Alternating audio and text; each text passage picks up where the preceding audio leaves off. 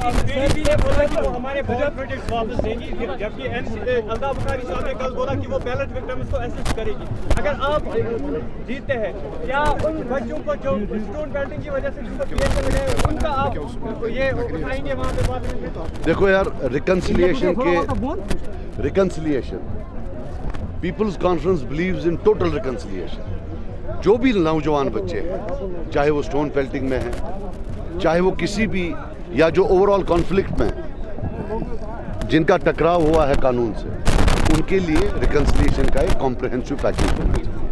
We can not have a system जहां 25-30% लोगों को हमेशा के लिए हमने सोसाइटी से अलग कर दिया।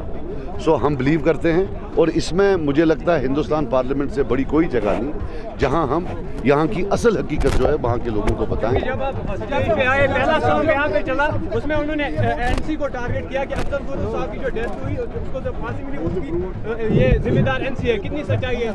नहीं, वो तो थे वहाँ, उसमें जो 2 फांसियाँ लगी हैं वो एनसी के टाइम में लगी हैं। ऑफ कोर्स उनको तो वो तो अकाउंटेबल हैं उसके लिए।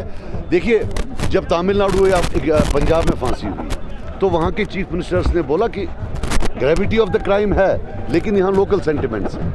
एनसी ने नहीं बोला। बहरहाल वो एक अलग चीज़ है। मैं आपको ये कहना चाहता हूँ कि जहाँ तक विक्टिम्स ऑफ वायलेंस या जो हमारे लॉ के साथ जो टकराव हुए, we believe in a full reconciliation process. Sajad साहब एक फारूक साहब ने परसों कहा कि आप वक्त शाह आया, जिसका उमर साहब ने कल फुकवाड़ा में कहा कि बीजेपी जो है, क्या हम उन सब लोगों को वोट दे दें? उन्होंने रिलीजियस इंसाइटमेंट की कल बात की। देखो यार, जहाँ तक वक्त शहादत का सवाल है, मेरे घर में तो शहादत हुई है। अब टर्न है फारूक साहब के घर का, वो निशानदेही करे कि उनके घर में शहादत कौन देगा। ये थोड़ी होता है कि आप जो है बाकियों के घर में शहादत ढूंढो। नहीं, हमारे लोग वहाँ हैं, उनसे बात कर रहे हैं, और हम भी अपील करते हैं। ऑफ कोर्स वो हमारे भाई हैं, वो हमें वोट नहीं डाला, हम उनसे नहीं मांगे तो किन से मांगेंगे? उमर साहब कह रहे हैं कि आपको दिल्ली का आशीर्वाद है, ये किस हद तक? यार मेरी बात सुनो, ये लोग क्या दिल्ली से आए हैं?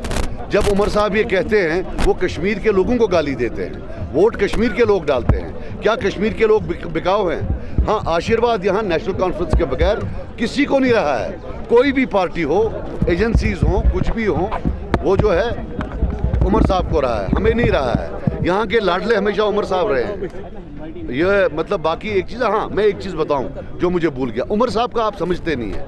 वो कोडिड लैंग्वेज में बात कर रहे हैं। पहले क्या होता था कि जैसे हम इलेक्शन लड़ते थे तो एडमिनिस्ट्रेशन आती थी कि भाई यासिर साहब के वर्कर को उठा दो, सजाद साहब के वर्कर को उठा दो, इमरान साहब के आदमियों को बंद कर दो। आज शायद वो नहीं हो रहा है, तो वो एजिटेट कर रहे हैं कि साहब इनके वर्करों को आप बंद क्यों नहीं कर रहे हो? जैसे हम पहले, जैसे पापा पहले उनको पीएसए में कठुआ भेजते थे, तो आप इनको आज पीएसए में इलाहाबाद क्यों नहीं भेजते? उनका ग्राउज ये है। बाकी उनको भी पता है वोट यहाँ लोगों ने डालने हैं, थोड़ी ना वो आकर डालेंगे। और ये 87 के जो चोर हैं, डे लाइट रॉबर्स हैं, ये सर्टिफिकेट देना बंद कर दे। ये वाजपेयी साहब का जो फॉरेन मिनिस्टर था, जो जगह जगह दुनिया में जाकर बोलता था कश्मीर में हालात ठीक है, ये सर्टिफिकेट देना बंद कर दे। जो कत्ल गारत उनके टाइम में है वो उसकी बात करे। और सजाद लोन के अच्छा या बुरा होने से वो अच्छा नहीं होते हैं। उन्हें 40 साल हुकूमत की है। Let them answer those 40 years. वो उन 40 साल का जवाब दे, उन कत्लों का जवाब दे।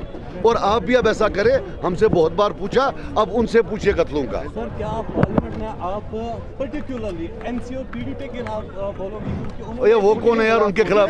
व्हेन वी विन इंशाल्लाह, हाँ 87 की चोरी का FIR होगा, ये मेरा वादा है। इंशाल्लाह हम जाकर FIR करेंगे।